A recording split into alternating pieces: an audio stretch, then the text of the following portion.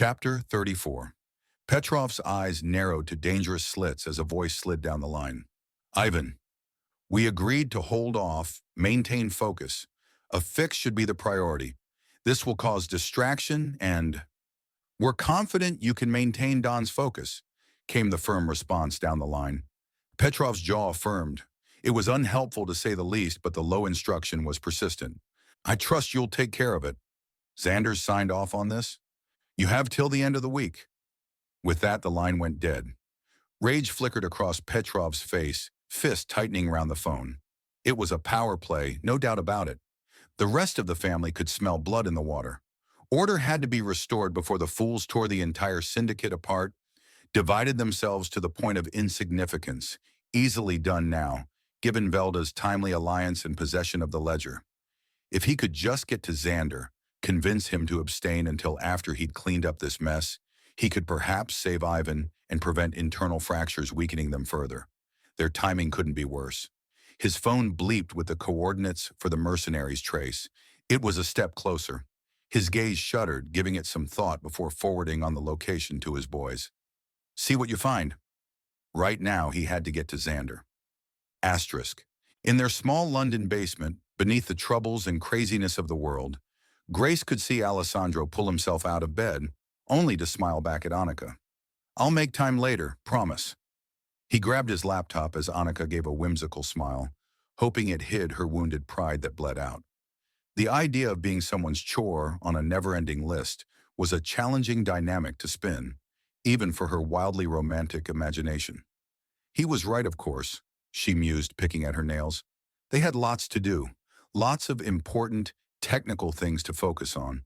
Only she didn't want to focus on the technical or keep trying to control everything, fix everything. It was exhausting. She just wanted to go back to the beginning, to normality. Lord, how the memory of normality seemed heavenly, when things were simple. A sigh escaped as she eyed her pillow somewhat enviously. That pillow seemed the only way back, a doorway reanimating the past and allowing her to explore new worlds. Ones less complicated, or at least ones that were messed up in the right sort of way. But as things were, she'd rather be asleep. Are you okay? Alessandro turned from where he slid his laptop away, watching as she gave a quiet nod. Did you get through to Kubi? He'll be at De La Reve.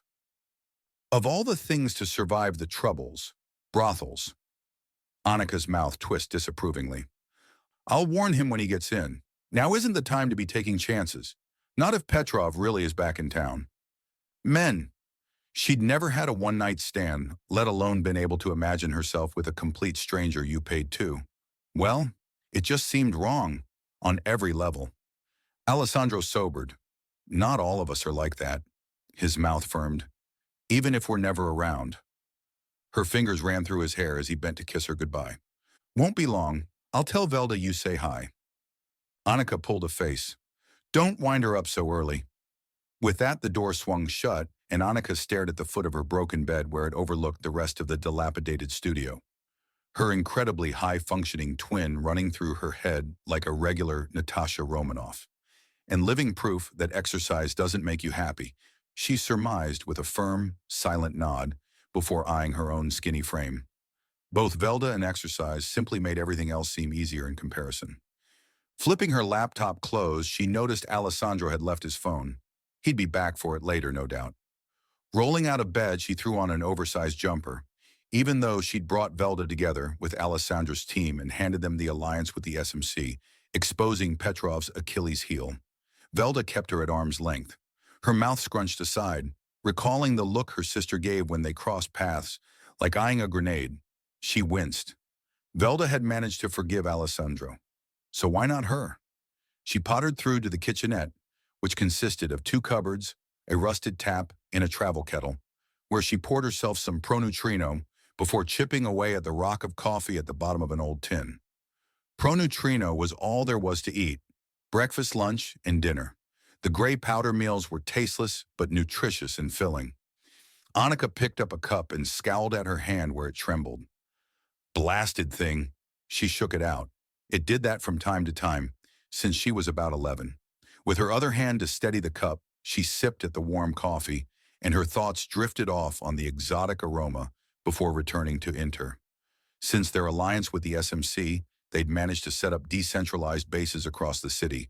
Things had gone from strength to strength. They still hadn't managed to hack the ledger, but Alessandro now shared her view that it was likely something of great importance, especially as rumors surfaced that Petrov himself had returned to London. Annika had been heading up PR and propaganda for some time at Inter. It was all right, though she suspected Velda assigned her the role to keep her out of the way. Stirring water into gray powder, her thoughts flitted back to their campaign slogan. Inter, built by the people, for the... But her thoughts cut out as an almighty thud shook the front door.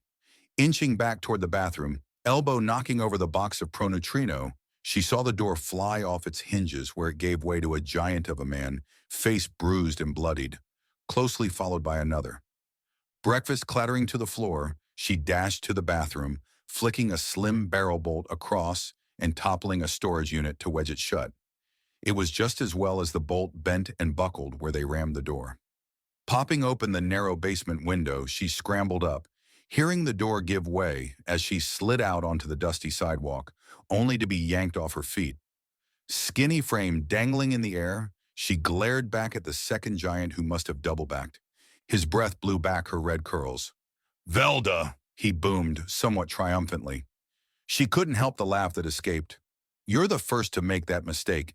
But before she could finish, pain sliced into the back of her neck and everything began to blur. Asterisk. Grace woke with a jolt as her bedroom door crashed open. Dreams of Annika's abduction dispersed as she stared up at Mum's hellish expression. She was standing in the doorway, lit by Hydra's sunset that spilt crimson shades over her. She was no longer curled up on the floor beside her wardrobe where she'd hid after Mum chased her upstairs. When had she moved? She glanced at the clock and felt color drain from her face. Almost no time had passed. Her mind burned, trying to piece together threads from where she'd left off. Before her dream, before Annika's abduction, or Velda and the SMC's alliance. The disparity in time dizzying, she felt nauseous. Mum had been angry, she realized, gaze flicking to Mum's hands, relieved to see she wasn't holding the knife. "Grace," Mum's expression softened. "Are you okay?" "I'm fine," she insisted, though she knew she wasn't. Even her bedroom felt strangely unfamiliar. Inside, she felt detached, out of alignment, out of sorts. Though there was little time to dwell on it, as true to form, Mum returned to topic. "You're just like your father." Grace felt herself slip into autopilot. Whenever Mum was like this, it was best to say as little as possible. "Running away, locking me out. That arsehole will listen to all those he works with, spend hours with them, and those damn reports. But will he talk to me? No." Mum took a seat beside her. "You refuse to communicate about anything meaningful or important. It's not healthy." Her eyes locked on, as though searching for something, and Grace knew exactly what. Approval. She reflected that as best she could. "Sorry for my cards on the table approach. I know it's not fitting in this British culture. Even now, after the Troubles, one is still meant to only say and do what a person wants to hear, not anything of any real substance. At times, I think we are close to digesting answers, you and I. But then you behave just like your father. You run off, refuse to talk, and cause all this drama.